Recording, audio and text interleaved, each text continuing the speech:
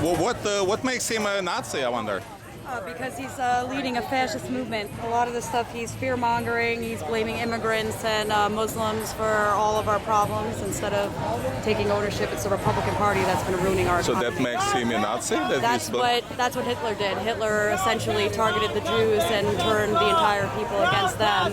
They scapegoated them when that wasn't really the problem. The problem was the country was impoverished by the previous war that they had, and instead of actually, he blamed all the other politicians, called them idiots, pretty much led a whole movement where he was able to commit mass genocide by convincing people that it was the Jews that were the problem instead of looking at. So you think that what Trump is proposing will have the same outcome as in Nazi Germany? I'm not saying it'd have the same outcome. But Nazi is a very loaded word. I mean, with all due respect. I mean, Nazi. They weren't the first ones to do it, though. I'm saying the movement and the type of behavior he's using is a fascist movement. So that's why this is just a conversation piece. Everyone's familiar with Nazis, so it's easier for me to kind of relate to what. But he has his playbook. I mean, he has lots of literature about how Hitler came to power. So it's not like it's that far-fetched if that's what he's doing. He's trying to play off of our fear and everything that's going on, using a lot of, he's got white supremacist backers, he's got a lot of people that did follow the Nazi party that are supporting him now. And you're a Bernie supporter? Yes. And what's going to happen with Bernie? I mean, what's going on behind us? They're doing a roll call right now today, so his delegates are going to contest Hillary's nomination. They will? Yes, that's what they're doing today, tonight. So that's why we're trying to plead with the delegates to make the right decision and vote for the people, not what's going on with the money that's in politics right now. So if Hillary gets the coronation, because that's what it is, what's going to happen? Well, I think a lot of the backers are going to go to the Green Party. The Green Party. Yeah. So there's no chance, in other words, that any Bernie. I mean, I talked to a lot of Bernie supporters. It seems like none of you guys are going to vote for Hillary as an alternative. Nobody's voting for Hillary. Really? But the thing is that I think a lot of people were looking for an alternative because they didn't want to vote for Hillary to begin with, and that's where the DNC misread us. They thought that once Bernie endorsed her, that we'd all just fall in line. When we didn't like her to begin with, we were looking for another alternative to begin with because nobody wanted to vote for her. But aren't you helping Trump by not voting for Hillary? I mean, what do you think?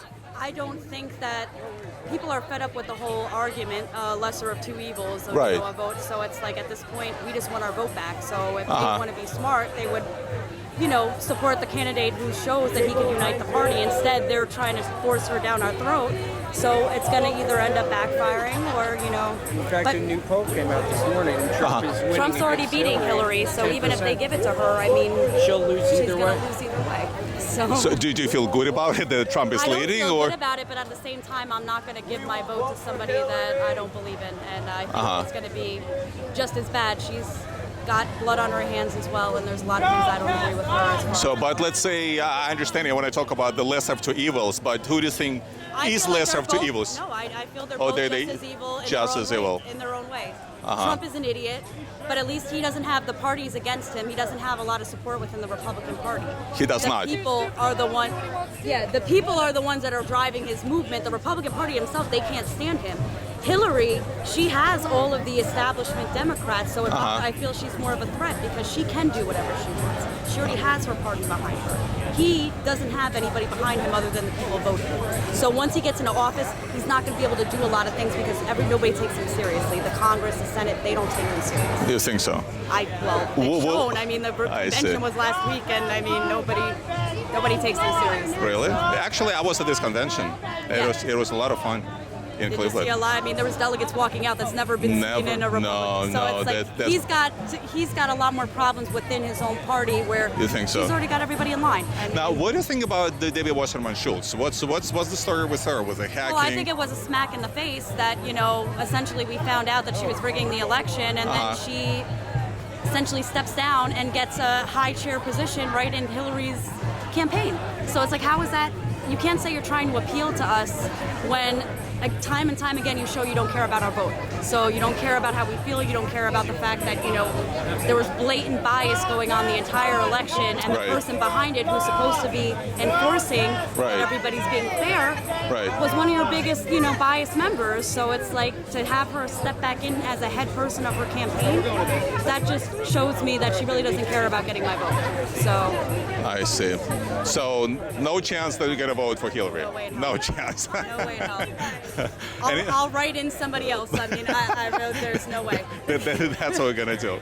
And you think that, I mean, I asked you before, but you're confident that the most of, let's say, among your friends who felt the burn, most of them will vote, almost all of them will just vote, right? For the most part, falling behind Jill Stein.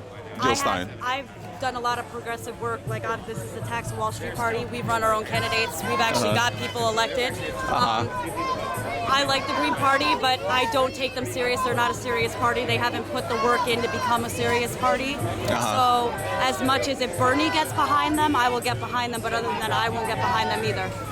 And by the way, what's the burn? The burn? Yeah, what's the burn? I mean, what's so appealing about Bernie Sanders? Like I've studied all the candidates.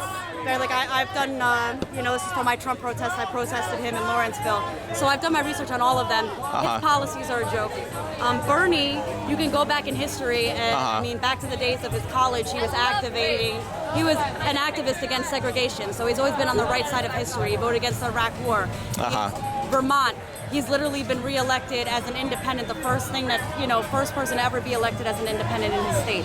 He went from being, you know, governor, worked his way up, then to become senator. He was a congressman. I mean, as an independent, he did all this. People respect him because he's actually done what he said he was going to do. He's taking care of the middle class. He's built jobs. You can vote when you're locked up in Vermont. You know, he's literally passed some of the most progressive legislation throughout his time. Do you have any problems him calling himself a socialist? No. He calls himself a democratic socialist, and if you have a dictionary, which most people do, you can look it up, and there's nothing wrong with the word socialist. It's for us biased. There's nothing wrong with that. It's a good. The problem is that people, you know, from the Cold War, they still have fears from that time era, and the Republicans have really capitalized on that and turning communist and socialist are not the same thing. And they need to understand that. It's a good thing that you brought up the word dictionary.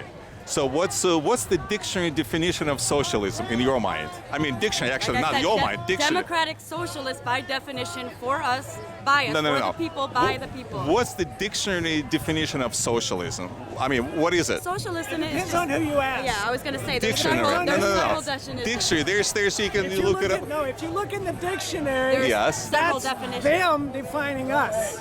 Yeah. So the dictionary Socialism is definition. libraries. Socialism is roads. Socialism is police. Socialism is the army. Things that we share the costs of because we share the benefits of. That is all socialism. A person who advocates or practices socialism, adhering to a base principle of socialism. What is socialism? No, it's socialist. Socialism, what about socialism? is Look it up. shared Socialism. cost for shared gain. That's all not. it No, is. that's no. That's not what it is. Look, socialism. Okay, read. Political or What is economic social? theory of social that advocates that the means of production, distribution, and exchange should be owned and regulated by the community as a whole. No. Does it say community? Yes, it does. Community Right as a there, whole? as a whole. We're looking up. I mean, by the government. It's not the community, No, by the it says government. the community. No, That's- it never says the government. That's something that people define into it. But that's- and that's why democratic becomes. Like you and there are me different owning types of the- socialists. That's why I'm saying putting Democrat in front of it is a very key part because he believes that the government. There's let me give you certain an things that example. shouldn't be for profit. Okay. That's my thing. You have a town, you have a county, you have a state, you have a Do country. the socialists believe in profit? Absolutely. They do. Absolutely. Yes, Let me give it's But- not that but that's not we're not socialist. against. We're not against cap. Not That's against- why democratic socialism is Okay. about It's like capitalism. certain things not being for profit. Not everything. There should Okay. still be a Can free I- market. Private property? Okay, Yes. can I give you Okay. an But the thing is example? that there are certain things like schools should not be for profit. Medicine should not be for Prison. profit. Prison should not be for profit. Absolutely not. By doing that, you tilt the scale. But it's not Now- socialism.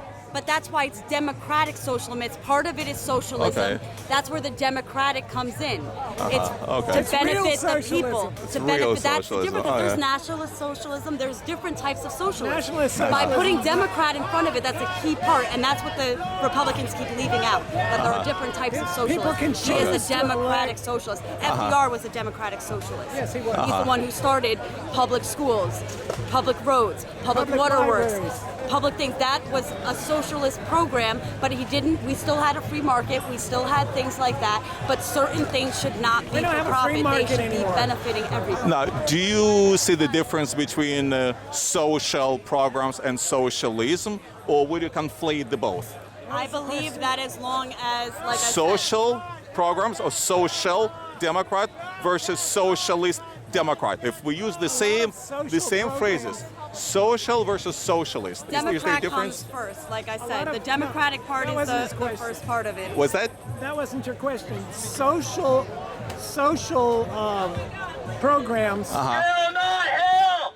Will not help!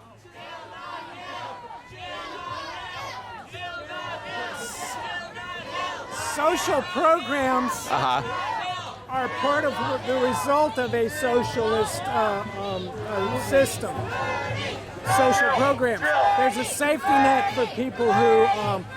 But it's social, right? They're But based- socialism, look, I came from USSR. I was born in USSR. Okay. I lived there until I was Yeah, but 29 you years should old. know that there's a big difference between democratic So socialism and well, other socialism. I know that there isn't such a thing as democratic socialism. There is, absolutely. Look It's- at it's- Scandinavia. it's Look an- at Denmark. Look at Scandinavia. There are plenty of examples Social. of No. Social. They are democratic socialism. No, Democratic social. They're hardcore capitalist countries.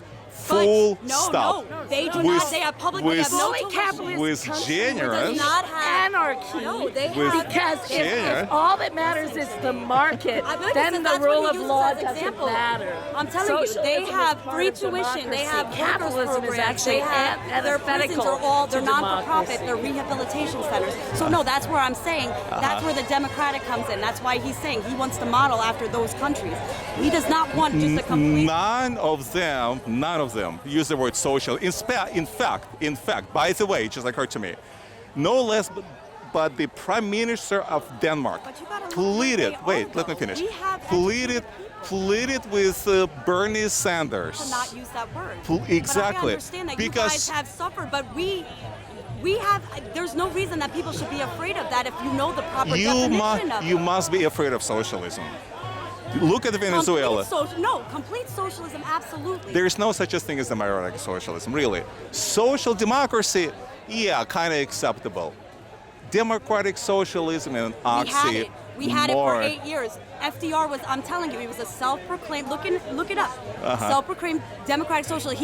That's when they put in term limits for presidency because he kept getting reelected. We have never had a more happy time that man was Well, reelected. that's what you think, but it's a Okay. totally completely But I'm subject. saying he was a self-proclaimed democratic socialist. So that's where Bernie wanted to identify himself with somebody that was already recognized as already putting these programs into place, which is why he does not shun away from it. What do you think Cuba is? Oh no, Cuba, to me it's a dictatorship at this point. Dictatorship. Yes. And what's happening with Cuba now? I mean, by the But way, at the same time, we played a big role in a lot of the problems in Venezuela and in Cuba with our How so? regime change, just going in and taking out people. we're in Venezuela. Regime change when Hugo Chavez essentially took over the country. And look what's happening. People are about lining before up. that, though? People are lining up for proverbial toilet paper. I experienced that living behind there in the But I'm curtain, you saying, know. You're saying that we didn't step in and play any role? Of course not. Of course not. We buy. Any change in this country unless we make others uncomfortable. The U.S. has not come in and taken out leaders that we didn't agree with? In Venezuela, In Venezuela, yes. okay, Hugo Chavez has been their leader for what, more than a decade, right? I'm talking about before that. No, but let's say. Because Bernie was But was it's protesting irrelevant. us doing that before him. But that's what I'm saying. Then now they have Could an you- even worse leader. could you we buy- take out people and then they get worse people that take over. Okay, wait a minute. Could you buy toilet paper before Hugo Chavez became the leader of the country, Venezuela? There was no problem with food. There was no problem with toilet paper, right? There was no problem. Now, 10 years down that path, 10 years, they have to flock to How did Colombia. he take reign is my question. Who? Hugo Chavez? Yes. Are you trying to say that Hugo Chavez was our friend? Are you serious? No, I'm saying A socialist? who allowed him to take over is what I'm saying. Hugo Chavez? Yes. Well, just like you said, Venezuela is an independent country. Democracy is over there. Actually, Venezuelans pride themselves on their democratic principles. I mean, believe it or not, it's not really a totalitarian state. I mean, it is to a certain degree, but they really pride themselves in free and fair elections. They do go, they do vote, even today, unlike, let's say, USSR, Cuba, something that never existed. Yeah, you vote like 99.99%. You know, they'll get all these 99.99% votes all the time. What I understood was that the guy who was reigning beforehand, that we had played a role in this new guy taking over, and that's why we should not really but let's putting our presence in other countries that have have an election. But Hugo Chavez hated America with passion. We were his enemy, literally his enemy. So we had no influence over Venezuela. I wish we follow could. The money, though. That's what I'm saying. It's like whenever the U.S. gets involved, it's never because we're actually trying to help anybody. It's because that's why we got to get money out of politics. Like Hillary Clinton, she has done terrible things for money. If somebody's doing something she doesn't like, she sends in a regime to take out whoever she doesn't want. She just did it in Russia. She did it. My friend just came over and protested her because she took out her town. She sent in a guerrilla, team to go in and take out. Okay, but now, let me ask you this: why Venezuela, the country that holds the largest or one of the largest oil reserves in the world, can't feed its own citizens? I mean, what changed? It was a prosperous country before, and look what happened to it now.